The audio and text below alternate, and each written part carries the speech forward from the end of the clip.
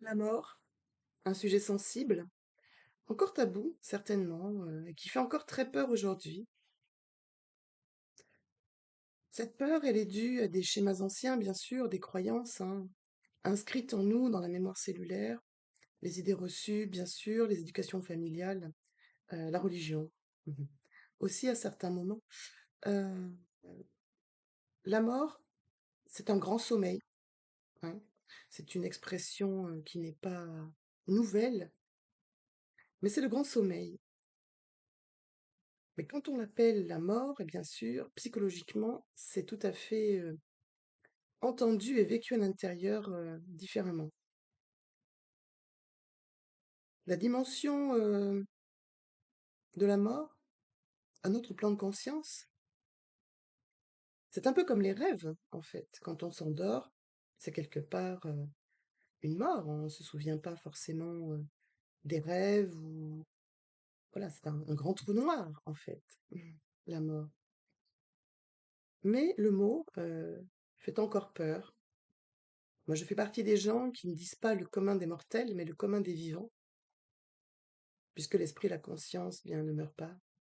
Et ça, bien sûr, on ne peut pas être convaincu ou chercher à convaincre.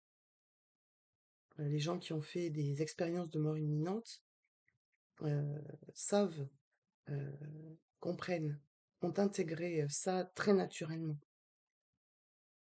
Mais cette autre dimension, cet autre plan de conscience, euh, interprété, on va dire, appréhendé avec le mental, le cerveau mental terrestre, peut encore faire peur aujourd'hui.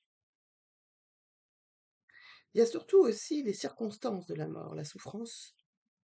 Ça aussi, c'est quelque chose qui fait très peur parce que comme ce sont des morts brutales, il y a toujours ce sentiment d'inachevé. Alors c'est vrai que les âmes qui passent de l'autre côté et qui sont mortes brutalement, dans des accidents, dans des morts très violentes, ce qu'on appelle des morts violentes, il y a tout un chemin après pour l'âme qui doit bien à être un certain laps de temps, comme dans un sas, en fait, pour réaliser qu'elle n'est plus dans la dimension terrestre. Donc les gens comme moi accompagnent, peuvent accompagner, sont des passeurs pour justement aider l'âme à monter, ce qu'on dit, hein, ce qu'on appelle, voilà, euh, pour que l'âme aille en fait là où elle doit aller, qu'elle doit faire encore son voyage. Puisque de l'autre côté, on continue hein, à, à faire un travail d'évolution vers la conscience. Donc simplement, ce n'est pas la dimension terrestre, c'est pas quelque chose de matériel. Donc c'est difficile de s'imaginer, et ce qui fait peur, bien, c'est toujours les scénarios du mental qui va lui broder beaucoup, beaucoup, beaucoup, et les peurs nous font avoir des pensées qui ne sont pas la réalité, hein, très souvent. Donc on est sous l'emprise de nos peurs, de l'ignorance, encore beaucoup, beaucoup, et c'est humain. Donc, tout ça est très, très normal, on va dire, c'est humain. Euh, c'est rare quand même de dire, moi j'ai pas peur de la mort. Alors on peut très bien ne pas avoir peur de la mort, mais ce sont les circonstances, des souffrances, des agonies lentes, comme je le dis, de longues maladies, où la personne est consciente, en fait, que la vie s'en va. Elle-même a peut-être le désir au fond d'elle de ne plus se battre, quoi, de ne plus se maintenir en vie. Donc c'est certain que des morts dans des circonstances comme ça, qui sont des morts à petit feu, euh, c'est quand même à redouter, bien sûr. Donc là, ça fait une transition que je voulais pas en fait, mais qui se présente d'elle-même. Euh, Prendre soin de sa santé, hein, être comment dirais-je, le maître d'œuvre de sa santé intérieure en fait. C'est un choix qui nous incombe de faire des choses en prévention. Alors bien sûr, plus on le fait jeune, mieux c'est, mais il n'est jamais trop tard pour bien faire non plus. Après, il faut savoir qu'à partir quand même de la cinquantaine, si on n'a pas fait attention à sa santé, c'est quand même un peu difficile. On ne reviendra pas à l'âge de 20 ans. Ça, c'est une illusion qu'il faut perdre absolument. Mais peut-être aussi est-il temps de faire en sorte que les choses ne soient pas aggravées ou de stopper quelque chose euh, qui pourrait ne pas évoluer. Et puis, selon chacun, là où on en est, en fait, de son évolution, et c'est pas toujours conscient. On peut très bien avoir des résultats qu'on n'attendait pas ou euh, ressentir des choses qu'on n'aurait pas imaginées. Donc, tout est possible. Après, c'est un choix de chacun que de vouloir s'occuper de sa propre santé, que de vouloir vivre longtemps. Je dis avec beaucoup d'humour, mais très sérieusement, mourir jeune et en bonne santé. Moi, c'est mon ambition depuis longtemps, depuis mon cancer en fait. Euh, donc, je suis en largement plus que rémission. Je suis en guérie puisque ça fait plus de 30 ans maintenant. Et voilà, c'était ma devise, un vœu pieux de dire je veux mourir jeune et en bonne santé. Donc, bah, faut retrousser un peu les manches, hein. Il faut comment dirais-je, prendre des décisions, alors pas draconiennes, pas frustrantes, surtout pas, parce que quand vous le voulez vraiment, les choses s'acceptent d'elles-mêmes. Et du coup, on comprend beaucoup mieux les choses, et puis on apprend à savoir ce qui nous convient ou pas en alimentation, des choses comme ça, de dire, bah, tiens, je ressens ça, bah, j'ai mangé ça, bah, tiens, je ressens ça. Voilà, manger, c'est pas anodin. Donc là, bon, je vais rester dans le sujet de la vidéo, du sujet de la mort, mais se préparer à mourir, en fait, c'est un apaisement de l'esprit et du corps magnifique. Quand on a fait les choses en amont, pour quoi que ce soit d'ailleurs, on n'est pas stressé, on est tranquille. Et mourir, bah, c'est s'endormir, mais pour de bon au niveau terrestre, la vie de la matière s'en va, mais ce n'est pas un adieu. Ce n'est qu'un au revoir. Voilà, donc dédramatiser aussi, la mort fait partie de la vie, là, c'est pas, une nouveauté, c'est pas une trouvaille là que j'énonce, mais c'est une vérité en tout cas parce que, il y a des pays, où on fête la mort, hein, les gens ne sont pas tristes. Très souvent, autour du cercueil, dans les cimetières, les gens pleurent, bah, sur leur frustration, sur, la peur du manque de l'autre, surtout si on prend conscience qu'on n'a pas peut-être partagé autant que ce que l'on aurait voulu avec la personne qui est partie, qu'on prend conscience qu'on aurait pu prendre du temps, qu'il y a des choses qui peuvent se faire, happé par le quotidien. Bien sûr, on n'y pense pas forcément, mais après, voilà, c'est pas de se sentir coupable non plus, c'est après de prendre conscience. Voilà, c'est le plus important. Mais très souvent, les gens qui pleurent autour des cercueils pleurent sur eux-mêmes, en fait, de leur souffrance à eux. Parce que la personne, bon, elle est déjà partie pour sa demeure qui lui correspond. Et tout dépend de la relation aussi qu'on a eue avec cette personne. Hein, si partir dans la paix, pour celui qui part, celle qui part, et pour celui et celle qui reste, bah c'est mieux. C'est beaucoup mieux les deuils, on va dire, si tant est qu'il faille faire un deuil, euh, se fait beaucoup plus facilement. Faire le deuil, ça veut dire ne plus souffrir du départ de l'autre, hein. Faire le deuil, ça veut pas dire oublier, ça veut pas dire être dans l'indifférence, surtout pas, mais c'est justement ne pas souffrir à cause du départ de l'autre. Alors quand les choses se font comme ça, ben c'est pareil, faut les vivre, hein, faut les accepter, faut pas s'empêcher d'eux non plus. Quand les larmes coulent d'elles-mêmes, elles coulent et c'est très bien, puisque ça libère la charge émotionnelle et que tout ce qui rentre à l'intérieur de nous doit sortir. Donc comme les souffrances, comme tout, hein, on a un corps qui est bien fait, avec des systèmes d'évacuation, d'élimination, et c'est une usine de recyclage absolument parfaite. Donc là, on va parler plutôt de l'émotionnel, puisqu'on parle du sujet de la mort, mais c'est vrai que dédramatiser, se souvenir des bons souvenirs, faire de l'humour aussi, si on avait ce partage avec la personne et si la personne aimait ça. C'est vrai que maintenant, quand même, de plus en plus, les, mmh, les obsèques se font en fonction de ce qu'aimait la personne, quoi. On passe les musiques qu'elle aimait, le message, si quelqu'un veut dire quelque chose, ce sera plus par rapport à la vie de la personne. C'est en train quand même, ça aussi, depuis quelque temps quand même, de bien, bien évoluer, quoi. Donc la mort, un sujet à creuser, sans jeu de mots. Bon, vous l'aurez compris, j'aime beaucoup l'humour. même sur des sujets qui se voudraient un peu, hein, on n'est pas obligé non plus de s'obliger à être triste autour de la mort de quelqu'un si on ne le ressent pas. Voilà, si on peut dire, ben voilà, je suis heureuse de t'avoir connu, merci pour tout, et puis ben, bonne route à toi et je t'embrasse, quoi. Mais ça, il y a des gens qui le font, hein, qui le ressentent, mais c'est pas encore peut-être la majorité. Donc la mort, c'est pas une catastrophe en soi non plus, c'est une étape sur le chemin de l'évolution vers la conscience, puisque ce chemin d'évolution va continuer dans une autre dimension euh, que celle terrestre. Donc le cerveau mental nous donne des, des mauvaises appréciations quelquefois de ce que l'on croit savoir. La mort, comme on dit, personne n'est revenu pour nous en parler. Bah, il y a quand même des gens qui ont fait des NDE, des EMI en français, et pour dire on est allé donc aux frontières et on a ressenti cette vibration et cette dimension qui est vraiment beaucoup plus légère.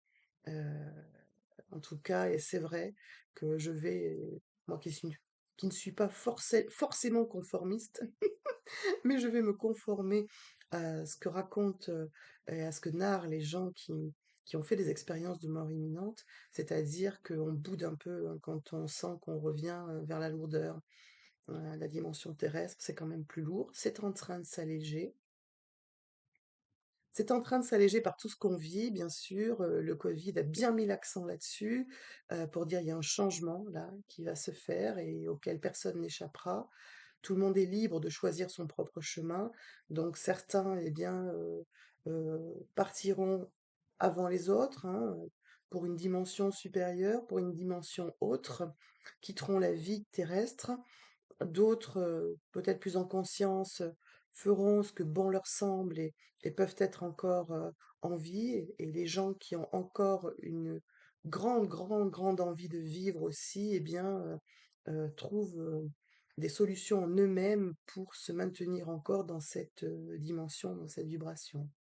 Mais c'est vrai que quand on revient d'un tel voyage tel que l'EMI, et ça ne laisse pas indemne, forcément, il y a des informations qui nous ont, on va dire, pénétré.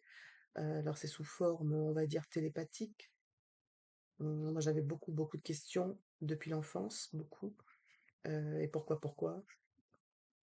Et c'est vrai que j'attendais pas spécialement de réponse. C'était des questions en suspens comme ça, ce qui m'empêchait de me concentrer pendant les cours, à l'école, enfin plutôt au lycée. À l'école, ça allait mieux, mais au lycée, j'ai un peu décroché en fait. Je comprenais pas ce qu'il fallait faire, ce qu'on me voulait, et j'étais happée, moi, par des questions que certains auraient pu juger idiotes, mais qui étaient fondamentales, mais je n'attendais pas de réponse. Et quand j'ai fait cette EMI, en fait, à mon réveil de l'opération de mon cancer qui était stade 3, donc la médecine me donnait 6 mois de survie, dans la chambre, j'ouvre les yeux. Et sur le mur en face, qui est blanc, je lis, bien sûr, avec mon esprit, je lis toutes les réponses à mes questions. Mais toutes, toutes. Et là, quelque chose s'accomplit en moi. À 19 ans, je suis amoureuse d'un garçon dont le père meurt d'un cancer assez foudroyant du foie-pancréas. Donc c'est en quelques mois, hein, ça va très vite et l'évolution physique de la personne va très très vite. Donc j'ai 19 ans, moi je suis confrontée à cette situation que je ne comprends pas, mais que je vis pas autant dans la peur que je l'aurais cru, parce que le mental nous fait donc en amont visualiser des situations dramatiques et on croit qu'on va réagir d'une telle façon, et en fait on a plus de force qu'on pense. Donc je suis restée très calme. Ce que j'ai vu, c'était assez quand même dur aussi pour la famille, et puis l'évolution de ce corps physique, de ce que ce grand monsieur beau, intelligent, bah, devenait, et assez rapidement. Donc ça, j'avais 19 ans. C'est pas une question d'âge en fait. Une âme qui a voyagé, elle a une maturité à n'importe quel âge. Il y a des gens plus âgés qui ne sont pas adultes, pas responsables, pas de leur faute, ils en sont là, et des gens plus jeunes qui ont déjà une maturité d'âme, d'esprit. Et donc, ce que j'ai vécu avec cette personne, que j'ai peu connue en fait, qui m'intimidait beaucoup, et comme j'étais timide, eh bien, je l'intimidais. Je l'ai su après, que cette personne en fait m'observait sans que je le sache, que cette personne avait de l'affection pour moi sans me le dire. Et quand j'ai participé à lui dire adieu sur son lit d'hôpital, puisque il n'avait pas pu avoir de traitement et les traitements ont été inutiles de toute façon parce qu'il était dans un stade plus qu'avancé. Donc, on l'a aidé. Moi, je n'ai pas peur de le dire quand c'est pour abréger des souffrances. Eh bien oui, ça se pratique, ça se fait quand même depuis longtemps, je dirais.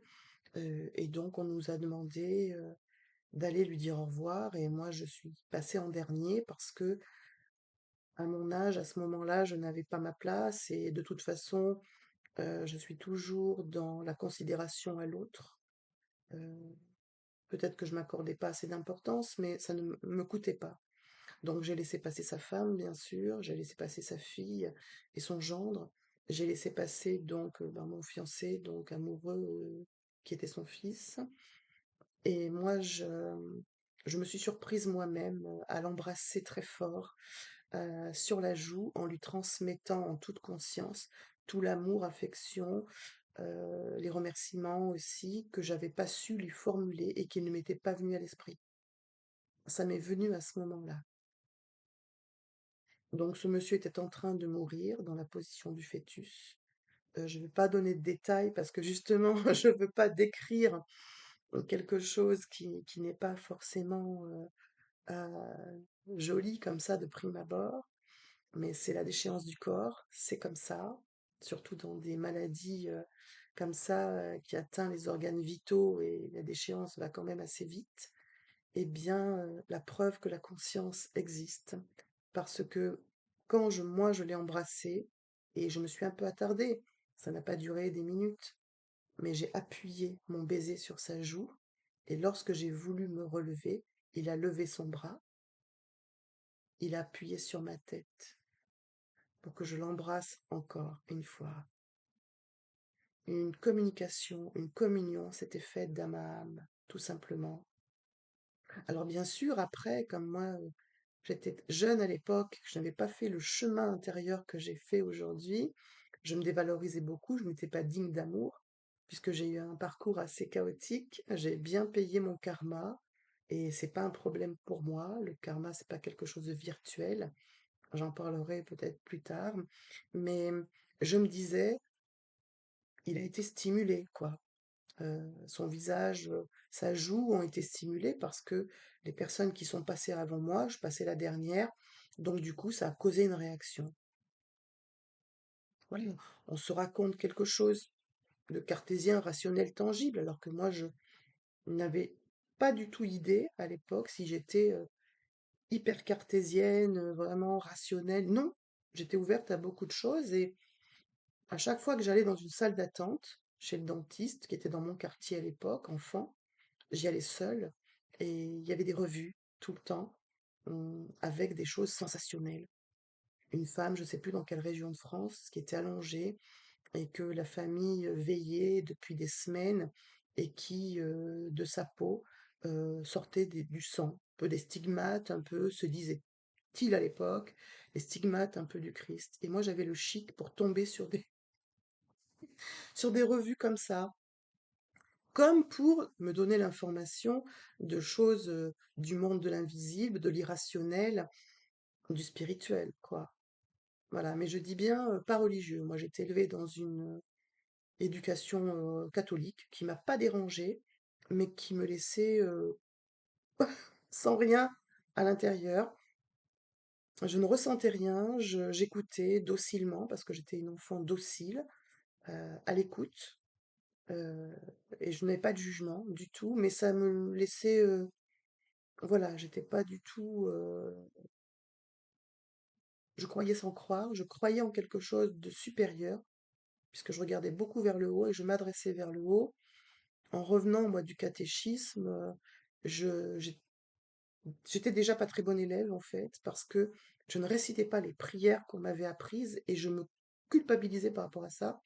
Mais je disais, voilà, faites que aucun enfant ne meure dans le monde de faim, de froid, etc. Ça, j'avais cette prière-là, et je ne savais pas que c'est une prière, puisque c'est très scolaire, hein, catéchisme, l'éducation catholique, vous apprenez des prières par cœur. Donc voilà, c'était un peu comme à l'école. Moi, pour le par cœur, le cérébral, c'est pas mon truc. Moi, je suis une sensitive, une intuitive, mais je n'avais pas encore en conscience tous ces outils en moi. Je ne le savais pas, franchement. Donc ce monsieur qui s'en va et que j'embrasse encore et qui lève son bras pour toucher ma tête, ça a été pour moi quelque chose qui est incommensurable. Et alors, moi, je n'avais plus de peine. Euh, J'étais peinée par la famille qui était dans le chagrin immense, immense, immense. Et puis, 2 jours après, euh, je ne sais pas si je dors ou pas, mais je sais que je suis dans ma chambre. Et ça, après, plus tard, j'ai fait des sorties de corps et j'adore cet état, en fait, où j'ai tout à fait conscience que je suis dans l'endroit où je suis, donc je suis dans la réalité de la dimension terrestre. Et en même temps, ma conscience se balade un peu partout. Et ça, j'adore ça, hein. J'adore ces voyages-là. Donc, je ne sais pas si je dors ou pas, mais ce monsieur, en fait, m'apparaît en pied, de toute sa hauteur. Il était assez grand. Il avait une classe et n'était pas du tout orgueilleux. Il avait une prestance. Il était beau. Voilà. Et en fait, je l'ai vu en face de moi, dans un halo de lumière qui était très, très brillant. C'est une lumière qu'on ne peut pas retrouver nulle part, que rien ne peut, qui n'équivaut à rien du tout. On ne peut pas la comparer, mais ça n'éblouit pas. C'est très intense, donc vous êtes captivé par quelque chose. Mais là, vous n'êtes plus dans le cerveau mental, hein, ça c'est sûr et certain. Vous êtes dans une autre dimension. Et vous êtes dans votre corps physique, sur Terre, dans la dimension terrestre.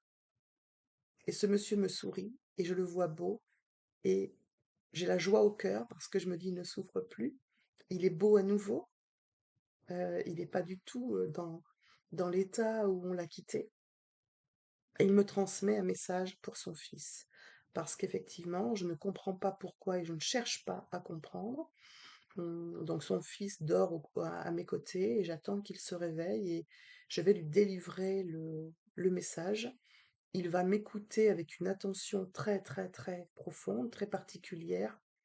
Mais quelques secondes après, il se reprend et revient bah, dans sa dimension mentale terrestre. Euh, je me lève, je rejoins ma mère dans la cuisine et je lui raconte ce que j'ai vu. Et ma mère, qui est plutôt très rationnelle, etc., m'écoute. Elle arrête ce qu'elle est en train de faire, c'est-à-dire préparer le petit déjeuner, et elle arrête, elle me regarde intensément. Je sais que pendant quelques secondes, elle a compris, elle a cru ce que je lui ai dit. Alors que moi, je lui ai dit pour lui partager quelque chose. Voilà. Et pas non plus de m'esclaffer ou d'être dans une énergie excessive et de dire oh là là, j'ai vécu un truc. Non, non, non, non, je lui raconte simplement. Donc elle s'est immobilisée, parce que ma mère, c'est pas quelqu'un qui est prête à l'écoute, hein. Elle n'a pas encore ses prédispositions en elle, elle n'en est pas là. Mais elle m'écoute intensément, profondément. Je sais qu'elle m'a cru, mais elle se reprend après. Elle me dit ouais, bon, allez, aide-moi là à installer la table pour le petit déjeuner pour tout le monde, etc. Et là, je comprends en fait que, que je peux peut-être pas en parler à tout le monde de ça, donc ça restera enfoui en moi pendant longtemps, longtemps, mais après je vis des choses qui n'en échappent pas, je crois, à son destin, à sa mission de vie, à qui l'on est. Je crois qu'on n'y échappe pas. Et après, j'ai vécu des choses encore informationnelles qui se vivent dans le concret, du coup, qui me font comprendre eh bien, que je peux soigner par les mains, que je voilà, que je coupe le feu, hein, barreur de feu, etc. Ça prend du temps, hein, d'abord à comprendre qu'on est apte à ça, qu'on en est là de son évolution, Après, le conscientiser, passer à l'acte et savoir aussi qu'on n'en fait pas tout et n'importe quoi, que c'est pas, quelque chose, qui vous rend, égoïque, supérieur aux autres, non, non, ce sont des outils mis au service, des autres. Mmh, Quand on en fait son activité, c'est pas une activité lucrative, mais qui permet, et qui est là aussi, eh bien, pour que les gens se responsabilisent aussi par rapport aux actions qu'ils posent, par rapport à leur évolution. Quand on aide quelqu'un, eh bien, aujourd'hui, il y a beaucoup moins, et on le voit, de tabous, c'est-à-dire que les gens comme moi qui aident les autres sont déclarés, en tout cas moi je le suis, déclarés parce que j'ai toujours voulu faire ça au grand jour. Donc je participais sans le savoir à dépasser ces tabous en fait. Des magnétiseurs, avant les magnétiseurs, on allait les voir dans des coins reculés de campagne, hein, parce que c'est le paradoxe humain. Ma mère qui n'est pas du tout dans cette optique-là m'a emmenée un peu en désespoir de cause puisque j'étais une enfant tellement différente. Parce que moi, je suis née en n'aimant pas le lait, en ne mangeant pas de viande, heu et j'étais dans une famille où on mangeait beaucoup, beaucoup de viande, quoi. Donc j'étais l'être à part et ma mère, qui était quand même très, très rigide, ne m'a jamais, par contre, forcée à manger de la viande. Elle voyait que c'était un dégoût pour moi, que je ne pouvais pas l'avaler, mais franchement pas. Et rien que de voir un morceau de viande saignant, moi, j'ai une nausée, quoi. Heu, voilà, c'est après j'ai su pourquoi mieux, parce que moi, je suis dans la conscience du vivant. Manger un être vivant, ça m'est difficile. Et puis par goût, je veux dire gustatif, la viande ne m'intéresse absolument pas. Je n'ai pas de carence parce que moi j'aime beaucoup autre chose. Donc j'ai trouvé mon équilibre, comme ça. Voilà, donc pour revenir, au sujet initial de ce qu'est la mort, eh bien, c'est de dire peut-être, à son propre mental, se parler à haute voix, c'est utile, se parler à soi-même en fait, comme à ça ou son meilleur ami, et de dire: «Bon, tu n'en sais rien, ça peut se passer bien du coup». Et puis, la mort, c'est pas le néant, c'est pas l'anéantissement de quoi que ce soit, c'est pas un trou béant dans la terre, recouvert et cetera. Il y a personne dans les cimetières. Heu, Après ceux qui ont besoin d'y aller, c'est normal qu'ils y aillent. Moi, c'est pareil, je n'ai pas ce culte-là du tout. Je je repense beaucoup aux personnes et moi, j'ai la capacité justement de communiquer avec, les gens qui sont partis de l'autre côté. Donc je suis pas attristée, j'ai pas de manque et donc je ne vais pas fleurir les tombes, mais d'une autre façon, je fleuris la mémoire, les cœurs, puisque, je parle aux gens comme s'ils étaient là, pas tous les jours, hein, mais quand ça se produit et quand ça se fait naturellement. Voilà, c'est pas du tout, pour moi, un monde à part, un monde très, très étranger. Et d'ailleurs, quand on rêve, on est dans une autre dimension et on est persuadé de vivre à l'instant T ce qu'on est en train de vivre. Donc c'est bien que la conscience dont on est, outillé, va dans les dimensions, du cosmos, on peut aller où on veut en fait. Après, je ferai peut-être une vidéo peut-être plus spécifique sur les sorties de corps et cetera, sur les voyages interdimensionnels, mais nous ne sommes pas que des simples, terrestres. Après, c'est pareil, il faut être prêt à aborder ce sujet, à l'entendre. J'avoue que c'est pas pour tout le monde, parce que tout le monde n'en est pas là. Il faut respecter ça, ça se respecte. Et quand on cherche en fait des réponses, on les trouve. Mais c'est de ne pas attendre, hein, être dans un lâcher-prise, parce que toutes les réponses en fait qui vous taraudent, d'une façon ou d'une autre, tôt ou tard, vous les aurez. Parce que c'est une demande en vous qui est tellement sincère, qui est tellement vraie, authentique, et que c'est pareil, tout ce qui vous tient à cœur énormément, énormément, eh bien, vous l'obtenez parce que c'est quelque chose qui est plutôt viscéral, qui est pas une volonté impérieuse, qui est pas en plus quelque chose d'accessoire, c'est pas quelque chose de futile. Donc, en fait, on est libre et heureux, l'être humain, on ne le sait pas toujours et encore, et tout le monde ne le sait pas. Mais en fait, la vie est cadeau, parce que quand on sourit à la vie, quand on n'exige rien de la vie, quand on accepte d'être son élève, moi c'est elle que j'appelle Dieu, hein, c'est comme ça, je n'ai rien, comment dirais-je, c'est pas un formatage ou c'est pas, c'est venu naturellement. Pour moi, le grand maître, c'est la vie, et quand on sait en être, l'élève avec humilité, eh bien, on peut vivre, des chemins, en toute décision, très, très agréables, et ne plus être dans une fatalité ou de craindre, les aléas de la vie. Il n'y a pas de hasard, jamais, jamais, jamais. Donc on peut être au contrôle de sa vie sans justement, heu, être dans un mental de volonté de contrôler, sans arrêt pour être rassuré. Ça, c'est autre chose. Ça, c'est les peurs, les angoisses, hein, qui font, avoir un logiciel intérieur, interne au niveau du cerveau mental, comme ça. Donc quand on a confiance dans la vie, qu'on est un peu aventurier, aventurière de la vie, heu, il n'y a pas grand-chose à craindre, et en fait, tout est possible. Donc c'est rassurant. Aujourd'hui, il y a quand même beaucoup, beaucoup de choses qui évoluent, qui se disent, heu, par rapport à la mort, et c'est vrai que c'est un tabou qui va ne plus l'être, et qu'il faut, justement aborder sans craindre, comme des mots, comme le mot cancer. Moi, quand j'avais mon cancer à 30 ans, ma famille n'était pas prête à entendre le mot, alors que moi je j'en parlais pas souvent, mais je pouvais en parler comme d'une chose, comme une autre. Voilà, et un jour, j'ai dit à ma mère: «Mais laisse-moi banaliser le mot. Laisse-moi banaliser le mot». Heu, donc voilà, la mort n'est qu'un déménagement du corps physique dans la matière qui peut plus être dans la dimension terrestre.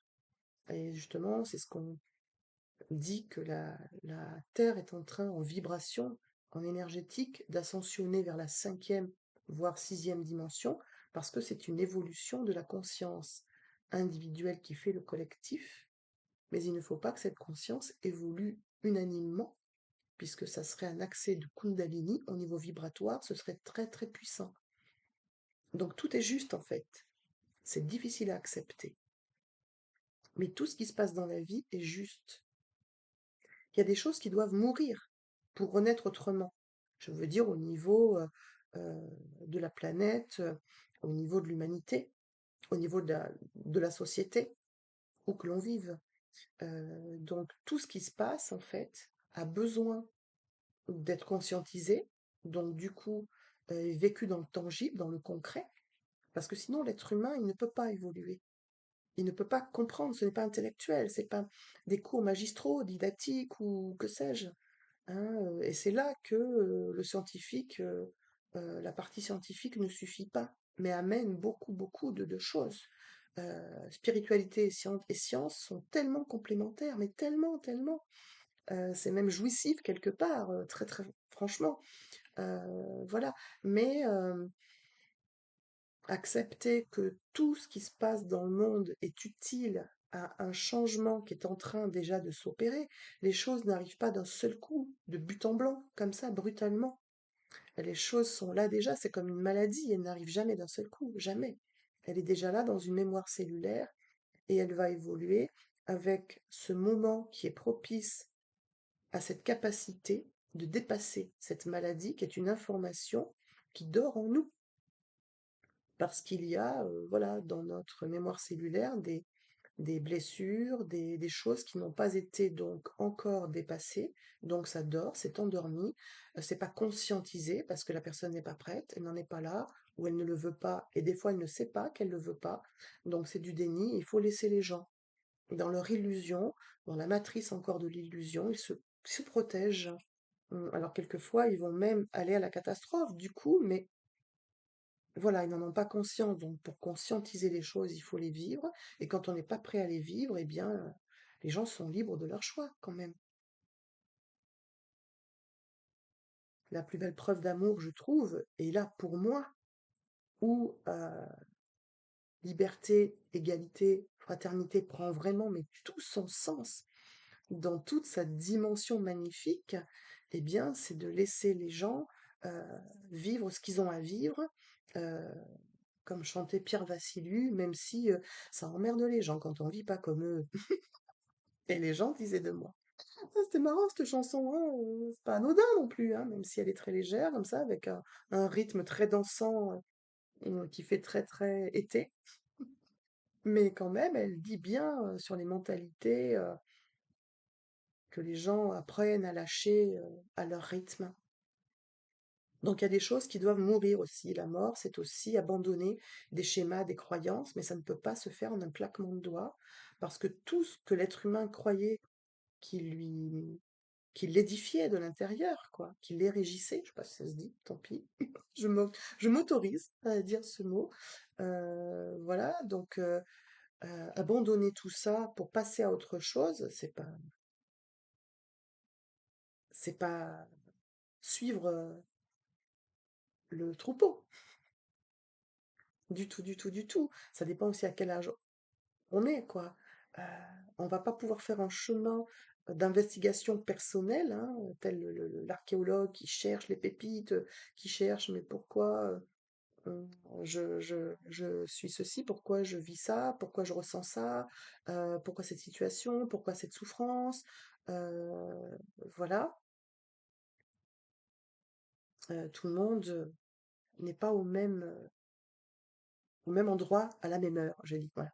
Tout le monde n'est pas à la même heure, et ça se respecte beaucoup. Rien ni personne ne doit obliger à rien ni personne. Voilà. Les choses qui se font naturellement, eh ben c'est juste, elles sont fluides, elles se font naturellement. Mais même dans les rencontres, des personnes qu'on a pu aimer profondément, si on peut pas marcher ensemble, eh ben on marchera pas ensemble. Mais c'est pas grave. Au carrefour, on se dit au revoir et on se souviendra des bons moments, puisqu'au bout d'un moment, quand le cœur est pur, il ne reste que l'amour. Les disputes, les conflits, les confrontations d'ego à ego, là, c'est passé par là, on passe tous par là, hein. Le chemin, il est un peu identique, c'est des étapes un peu obligées, hein, pour cheminer. Mais selon la conscience de chacun, chacun est libre, ben, de faire et d'aller où il veut, quoi, pour éclairer sa lanterne ou pas, et c'est très bien comme ça. Donc, quand il n'y a pas de lâcher prise et quand on ne veut pas mourir de ses croyances, mourir de tout ce qu'on croyait qui nous édifiait, donc à l'intérieur, eh bien, c'est la stagnation. On dit que le mouvement, c'est la vie, et que l'inertie, bah, du coup, c'est la mort, quoi. Donc, ce qui prouve bien, quelque part, qu'on est tous responsables, sans le savoir, eh bien, de sa longévité, hein, de sa vie, ou pas. Donc voilà. Parce qu'il y a aussi, ça va peut-être aussi l'objet d'une autre vidéo, je sais pas encore, mais tout l'effet placebo de tout.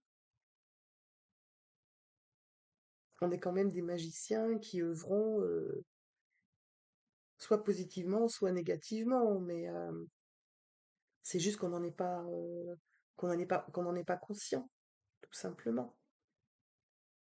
Mais une fois dans mon cabinet, j'ai posé la question à une personne, c'était très très enrichissant, hein. Moi, j'ai reçu des personnes, c'était des vraies rencontres, quoi. Moi, j'ai pas l'impression de travailler, quoi. Et pourtant, c'était un vrai travail, mais un travail d'amour, comme je l'appelle. Et donc, à cette personne, ça se fait naturellement. Donc, quand j'ai rien à dire à quelqu'un, ça ne se délie pas, je reste muette. Mais quand je ressens, sans que ça passe par mon cerveau mental, c'est-à-dire que j'ai pas le temps d'y penser, c'est pas une analyse, c'est pas un décret, c'est rien. C'est quand l'âme en face de moi est prête à entendre des informations, ça se fait, hein. Et au début, je disais, c'est moi qui dis ça, mais quoi, comment? Ah, c'est très amusant aussi.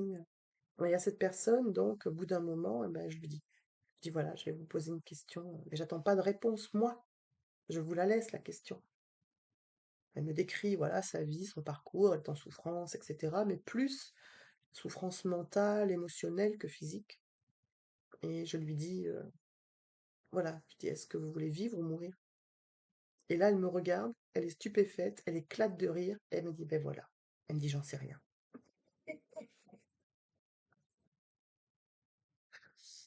Voilà, ben, je vais finir là-dessus. Ça me plaît assez, moi, comme conclusion ou chute, sans mauvais jeu de mots. Portez-vous bien tous.